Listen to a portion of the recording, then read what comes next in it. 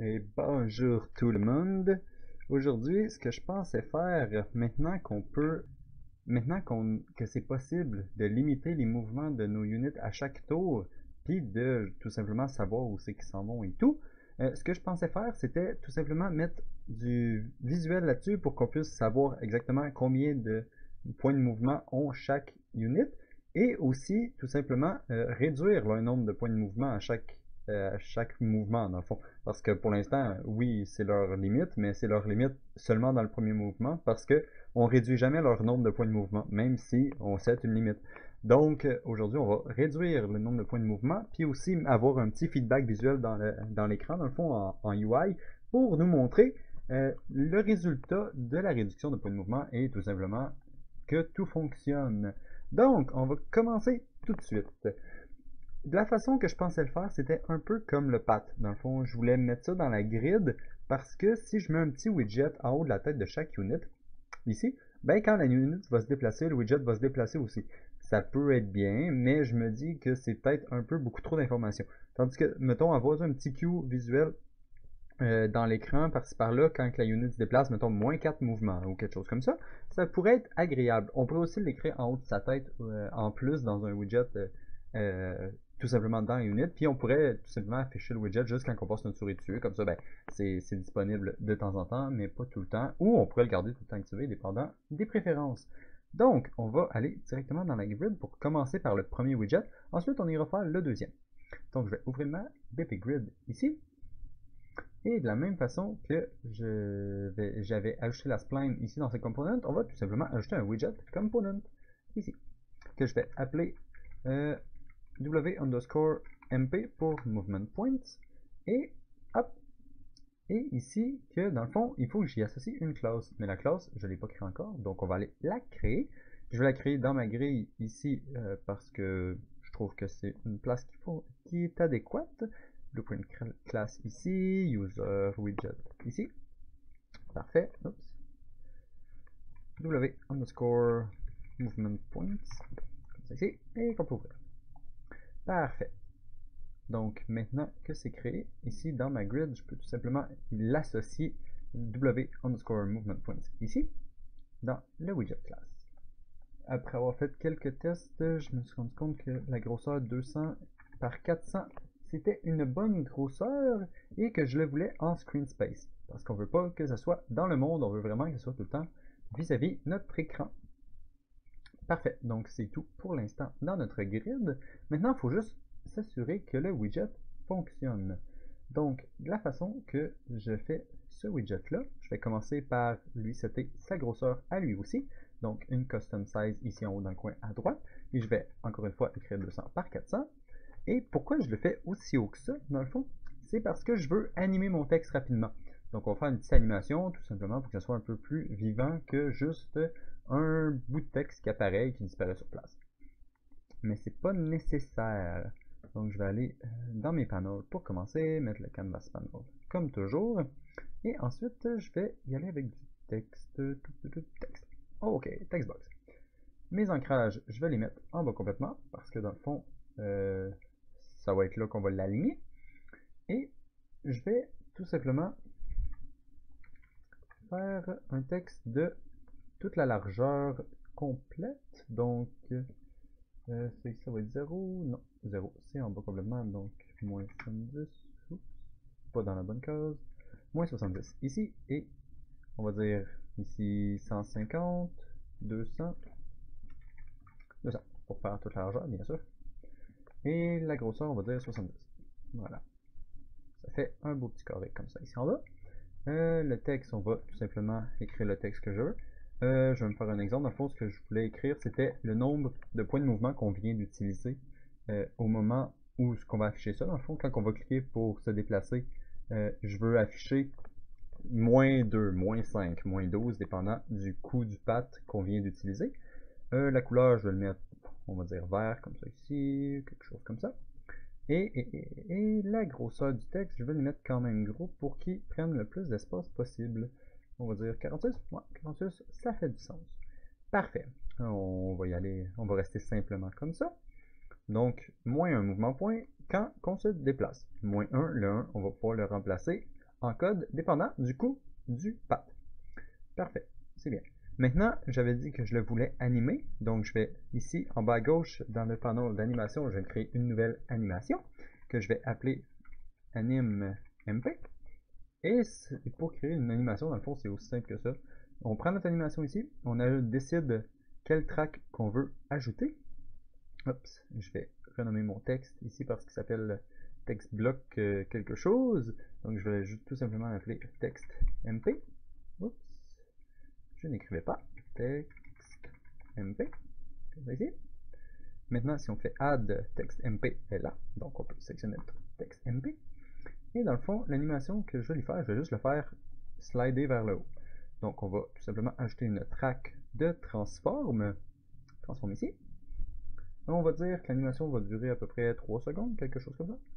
Et je vais me mettre une autre keyframe, juste pour setter ma première passe de grandeur comme ça. Maintenant, ce que je veux dans mon transform ici, c'est ma translation. Translation en X, non. Translation en Y. Je veux le faire monter. Hop, on va dire qu'on va le faire monter jusqu'ici à peu près. Donc voilà, on peut mettre une autre keyframe en cliquant sur la petite keyframe ici. Et maintenant, quand l'animation joue, hop, le texte monte. Parfait. Maintenant, ce que j'aime faire, c'est de le faire apparaître et de le faire disparaître smooth au lieu qu'il fasse juste apparaître dans l'écran. Donc on va tout simplement ajouter une autre track, une track de Color and Opacity pour pouvoir gérer son opacité. Oups, je vais fermer transformer ici comme ça. Et je vais encore une fois me mettre une keyframe à la fin, histoire d'avoir une keyframe au début et à la fin. Mais par contre, ce que je veux, c'est que mon alpha soit à 0 à la fin et que mon alpha soit à 0 au tout début. Parfait. Maintenant, pendant l'animation, on va dire que ça va lui prendre 0.5 secondes à apparaître au complet. Donc, 1 d'alpha rendu à 0.5 secondes. Et on va dire qu'il commence à disparaître à peu près à partir de 2 secondes. Donc, je vais le laisser à 1 d'alpha jusqu'à 2 secondes. Donc, si on joue l'animation, ça fait ouh, ça apparaît, ça disparaît. Parfait. Ça, on va dire que ça fait l'affaire pour l'instant. Donc, on va sauvegarder tout ça. Et voilà, maintenant, nous avons notre texte. Je vais le mettre en variable ici parce qu'on veut pouvoir l'éditer en code. Donc, c'est toujours plus pratique de le mettre en variable. Mais voilà, on a notre première version de notre petit texte défilant qui va apparaître quand on va utiliser les mouvements points. Parfait. Maintenant, avant de pouvoir dire à nos units de le faire apparaître, on a un petit problème à régler par contre. C'est que ici, dans l'écran, quand on fait play, on peut voir que le texte est déjà affiché en tout temps. Donc, ce qu'on va faire, c'est on va retourner dans notre movement point ici, dans notre widget, et on peut voir que dans l'animation, pourtant, il est supposé d'être invisible. Mais comme c'est juste pendant l'animation, si on sort du mode animation ici en cliquant dans le gris ici en dessous de notre animation, on peut voir que le texte, par défaut, il y a de la couleur. Donc, ce que je vais faire, c'est que je vais juste aller dans ma couleur ici, et je vais juste mettre l'alpha à 0. Comme ça, par défaut, si, mettons, il n'y a pas juste en animation, ou s'il n'est pas animé tout simplement, il va être invisible. Donc maintenant, si on fait play, il n'est plus dans l'écran. Parfait. Maintenant qu'on a seté notre texte comme il faut et qu'il va bien, ce qu'on va faire, c'est qu'on va aller dans la unit et il faut déclencher l'apparition de ce texte-là justement au moment où ce qu'on en a besoin quand on se déplace au long du path, par exemple. Donc, ça va être pendant cet événement ici, parce que c'est l'événement qui s'occupe du déplacement autour du path pour la unit.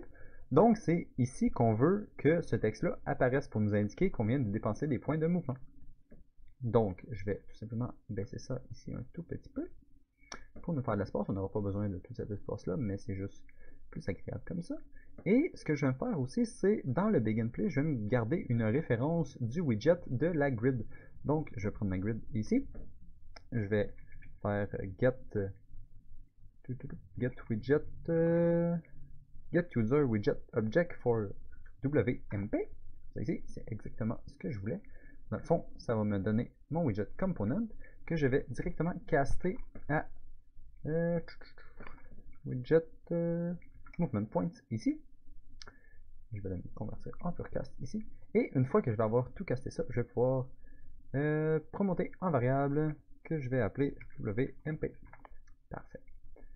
Donc, notre unit maintenant est au courant qu'il y a un widget dans la grille qui s'attend à recevoir dans le fond, les informations qu'on veut lui passer. Mais on sait que la unit est au courant que ça existe à quelque part. Parfait. Donc, maintenant, on peut l'utiliser. Pour l'utiliser, dans le fond, il faut setter son texte, puis après ça, lui dire de jouer son animation. Parfait, on va tout simplement le faire avant de commencer à se déplacer. Donc, on va faire ça ici. Hop, tout ça, c'est le déplacement. Donc, on va le faire avant de se déplacer. Donc, je vais éloigner tout ça un tout petit peu. OK. Donc, mon widget, get. OK. Ce que je vais faire, c'est que je veux getter son text component, get text mp ici, et je veux setter son texte, set text. Comme ça. Donc, toString, parce que un texte, c'est pas la même chose qu'une string, et je vais appender une string. Comme ça, on va pouvoir combiner ce qu'on veut dans notre string. La string que j'avais était en 3 parties. Dans le fond, il y avait le moins au tout début, suivi d'un espace. Et ensuite, ici, ça va être le chiffre qu'on veut lui passer. Donc ça va être le cost. Comme ça ici. Et finalement, ça va être un autre espace, puis mp. Ça, c'était la string que je m'étais combinée dans mon widget. Donc, parfait. Maintenant, la structure est prête pour accueillir une nouvelle string. Et on set son texte. Parfait. Après avoir seté son texte, dans le fond, il faut lui dire de jouer son animation. Hop, hop. Donc, je vais tout simplement faire play animation.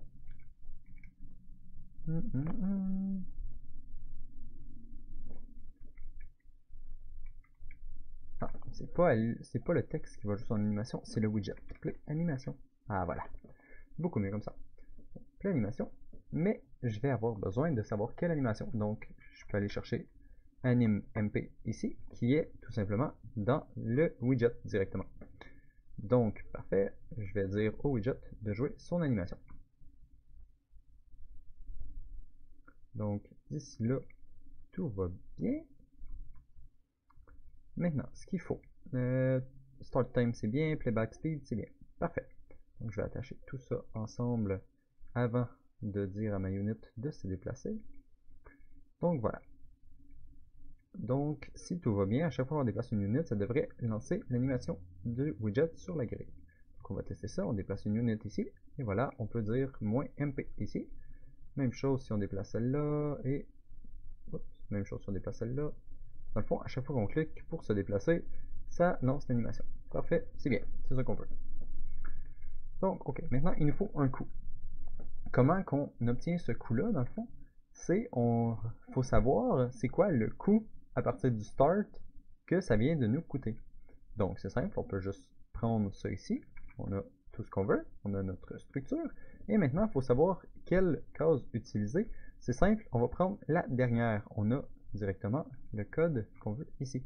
La dernière étant notre point d'arrivée dans notre path, parce que c'est la dernière case qu'on va marcher dessus dans le fond. Et la case contient déjà son information de combien ça lui coûte à partir du départ. Donc je peux tout simplement attacher ça ici dans ma string à la place de mon commentaire. Ça ici. Et ça devrait maintenant imprimer le coût que ça vient de nous coûter pour nous rendre jusqu'à cette case au lieu d'imprimer tout le temps du vide. Donc on va aller tester ça tout de suite. On peut sélectionner une nouvelle unit. C'est laquelle? C'est celle-là ici. Ok, celle-là peut se déplacer jusqu'ici. -7. 1, 2, 3, 4, 5, 6 et 7. Parfait. Tout semble bien. -8. -1. -3. Parfait. Mais maintenant, les units n'ont pas de limite de mouvement. Donc on va s'assurer que ça soit mis en place en même temps. Donc c'est simple. Tant qu'à le faire à cet endroit-là, on peut aussi bien le faire à la même place. Donc mouvement de point, get.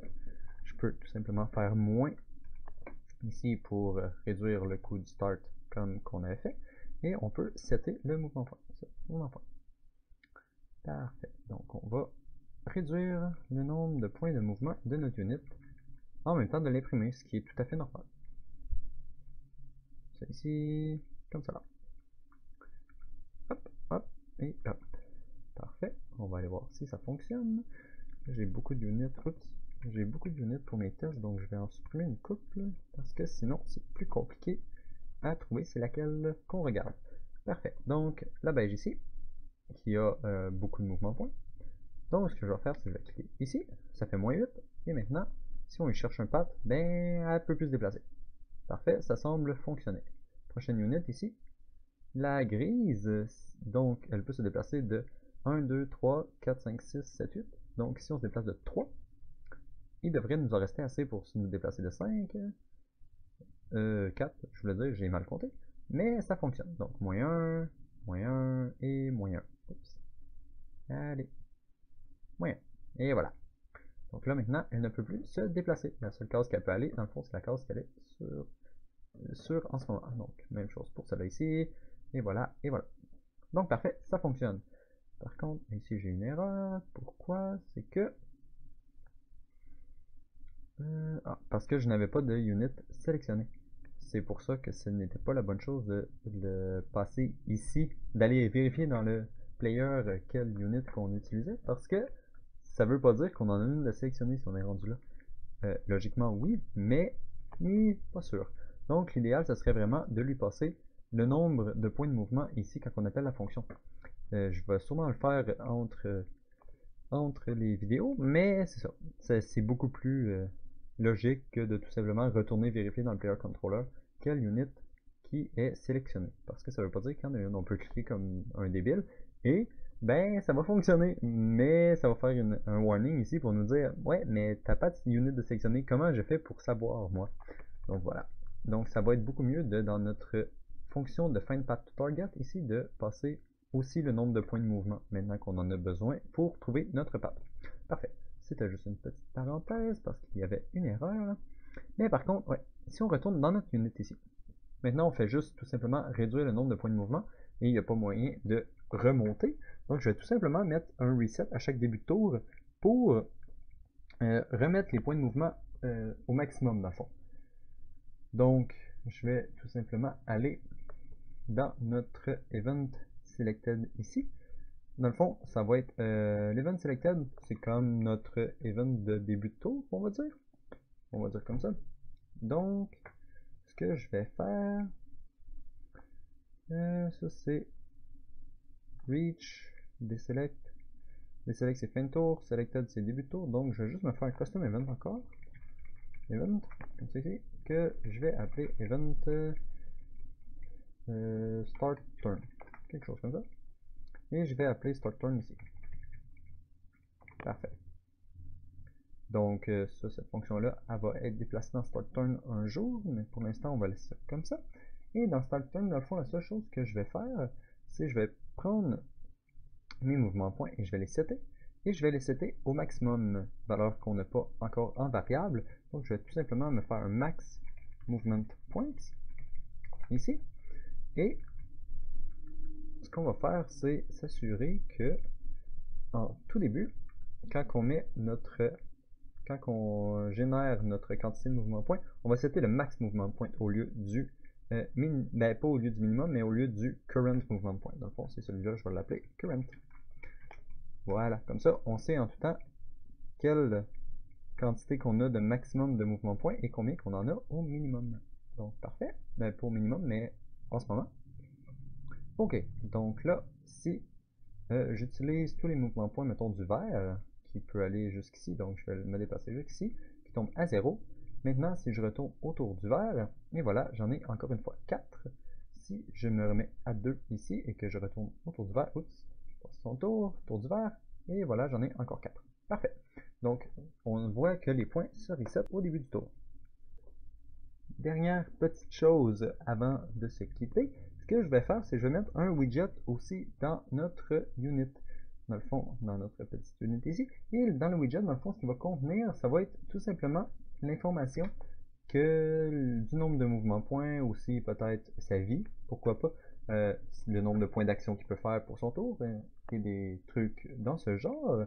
Donc je vais le mettre en screen position, la classe, je ne l'ai pas encore, donc je vais aller tout simplement ici dans mes controllers, je vais me créer encore une fois un autre widget, user widget, hop, ici, que je vais appeler w_unit, hop, et voilà comme ça.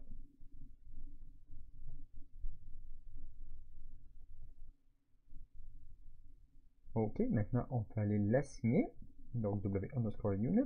La grosseur, on va dire un petit 600 par 300. Quelque chose d'un petit peu horizontal. Comme ça va avoir de l'espace pour une barre de vie si jamais on veut en mettre une. Ok, donc maintenant on peut aller setter ce widget-là. WUnit ici, l'ouvrir. La grosseur custom encore une fois, 600 par 300 on va dire. Et on va mettre un panneau. Canvas panneau. Ok, parfait. Donc, on va dire que je vais mettre une progress bar au milieu juste pour, à titre d'exemple pour l'instant. Donc, on va dire moins 100. Position Y, on va dire moins 20. Puis, on va mettre 200 de largeur comme ça, ici. Maintenant, où était... Ah, le pourcentage ici. Tiens, on va dire qu'il est à moitié et on va dire qu'il est rouge. Parfait. Donc, ça, c'est peut-être pas assez long. Hein. On va mettre ça à moins 200. Et on va mettre ça 400. Voilà, une longue barre de vie. On va y aller comme ça. Parfait. Maintenant, ce qui était le plus important, c'est surtout progress bar que je vais appeler HP. Parfait. Et maintenant, je vais mettre un texte à côté ici. Et voilà. Ancrage, je vais l'ancrer à droite ici parce qu'il est plus proche de la droite. Et je vais tout simplement l'appeler texte MP parce que ça va être mon nombre de mouvements points qui va me rester. Donc, un MP par exemple. Si j'écris 10, ça déborde-tu? Non, ça déborde pas. Parfait, 100. Wow. Ça peut arriver, mais ça devrait pas arriver dans mon cas. Parfait. Donc 10, je vais mettre une autre petite peine de verre, tout simplement pour garder le même pattern un tout petit peu. On va dire comme ça. Je vais l'aligner à droite et je vais coller le côté droit sur la fin ici. On peut le faire tout simplement plus précisément si on veut, comme ça, comme ça. On va dire comme ça, ça va être bien pour l'instant, et je vais le mettre en variable. Parfait. Donc maintenant, ce qu'il va nous falloir, c'est juste tout simplement mettre à jour cette variable-là. Ce qu'on peut faire, c'est soit un binding du texte pour qu'il soit tout le temps attaché à la valeur de mouvement qu'on a sur notre unit, mais sinon on peut tout simplement lui dire de se mettre à jour à chaque fois qu'on modifie le nombre de mouvements points dans notre unit. Bon, c'est comme ça que je vais le faire parce que je trouve que c'est intéressant d'avoir un peu plus de contrôle, mais les deux façons fonctionnent bien. Donc je vais prendre mon widget ici, que je vais faire un get user widget object ici, que je vais caster à ma classe, cast wunit, convert pour classe, promote en variable, je vais appeler wunit ici aussi. Parfait. Donc on peut attacher ça là. Hop, hop. Parfait. Maintenant qu'on a notre widget, à toutes les places qu'on modifie notre current movement point, on va tout simplement mettre à jour notre widget. Get. On va faire get text mp comme ça ici. Set text from string. Oups. String. Comme ça. To text from string. Voilà comme ça. Et on va encore une fois faire un append. C'est ici qui va prendre un chiffre espace mp. Le chiffre étant celui-là ici. Parfait. Aligner tout ça un tout petit peu rapidement. Hop, hop, hop. Hop, hop. Hop. Et voilà, maintenant, on va faire, c'est tout simplement copier ça ici et aller le coller à l'autre endroit où ce qu'on modifie les mouvements points. Hop, ici. Ça là, ça là, ça là. Déplacer tout ça. Maintenant, ce qu'on peut faire, c'est le mettre là, ici. Hop. Hop. Hop. On peut évidemment se faire une fonction qui va modifier les mouvements points et faire tout ce qu'il y a à voir à chaque fois qu'on a une modification de mouvement point, bref à peu près tout ça à chaque fois. Mais ça va être dans le futur. Pour l'instant, je vais juste m'assurer que tout fonctionne. Donc, maintenant si on fait play, chaque unit devrait avoir sa barre de vie, ouh, c'est une grosse barre de vie, ainsi que le nombre de mouvements points qu'elle a. Donc 10, 10, 4, oh, 10. Pourquoi 10? 10, ça devrait pas être 10.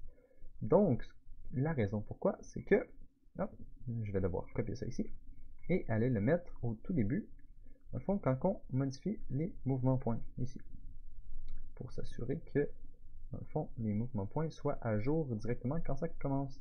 Donc, max mouvement point. Hop. Et voilà, et voilà. Ok.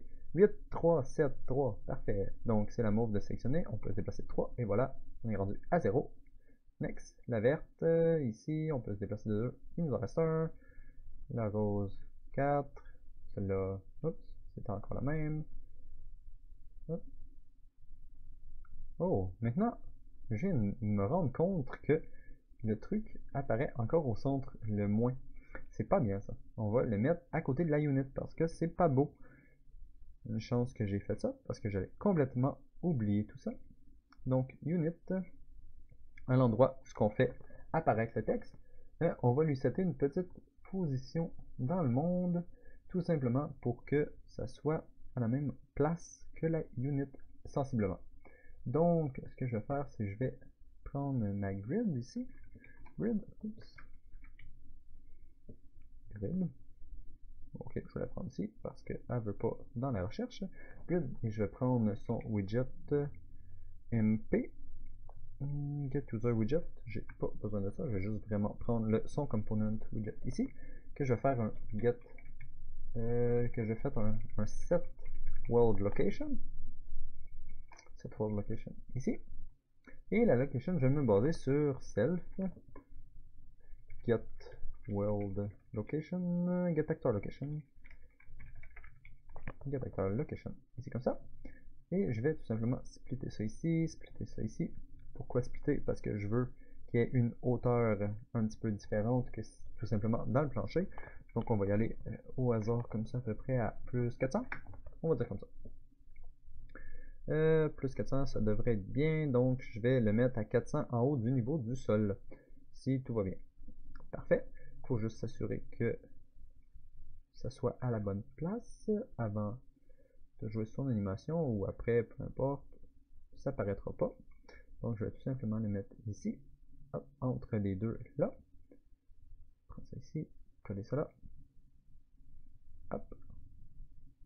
Comme ça ici. Ça là. Ok. Donc là, il devrait être à la bonne place. Ça ne fait plus maintenant.